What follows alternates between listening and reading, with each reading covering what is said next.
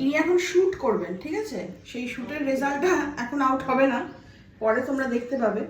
তো আমাকে বলে কি, নিজে যখন চুল বাঁধিস তখন সেই চুল বাঁধার টিউটোরিয়াল দিস, আজকে যখন আমার হেয়ার স্টাইল করছিস তখন আমার হেয়ার স্টাইলের একটা টিউটোরিয়াল দিবি। অবশ্যই।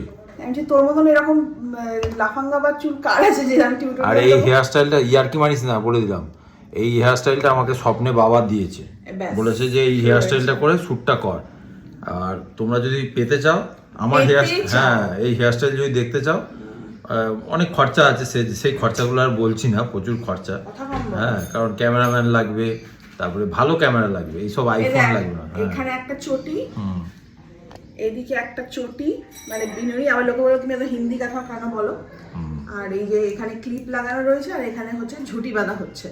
তো তাড়াতাড়ি কর। লুকটা যেটা হবে, ও আর এটার মানে মডেলিং করবে হচ্ছে কুনাল। তো যখন হবে সেটা লুকটা তোমরা মডেলিং তো অনেক করেছি, মানে তোর কাছে প্রথম মডেল আমি, এখন ফার্স্ট। আমি তো হলিউডের মডেল ছিলাম, তো এখন ছেড়ে দিয়েছি, বয়স হচ্ছে না, আর করব। বয়স হচ্ছে? ও তোর বয়স হয়েছে?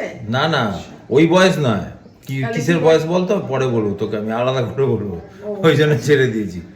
যাই। তো ফাইনাল হেয়ার স্টাইলটা হয়েছে এরকম, দুদিক থেকে এরকম বিনুনি গেছে, আর মাথার উপরে দেখো এরকম একটা ঝুঁটি হয়েছে, তার মধ্যে অজস্র ক্লিপও আটকানো হয়েছে। দেখি এবার, দেখছিস তোর হেয়ার স্টাইলিস্ট হয়ে যেতে হয়েছে আমার। আমি তো এবার ভাড়া করে নিয়ে আসবো যখন কোনো ইভেন্ট থাকবে। তো তখন তো ভাড়া করে নিয়ে না আসবি, না, আমাকে দিয়ে করালি কেন? তুই মেকআপ ম্যান ভাড়া করিস তো, আর আমি করবি কোনোদিনই না। মেকআপ ম্যান একদিন না দুদিন, আমার যে মেকআপ ম্যান সে মেয়েরটাও করবে, ছেলেরটাও করবে, আমি হলিউড থেকে নিয়ে আসি। ঠিক আছে, বুঝছিস দেখছি। তো?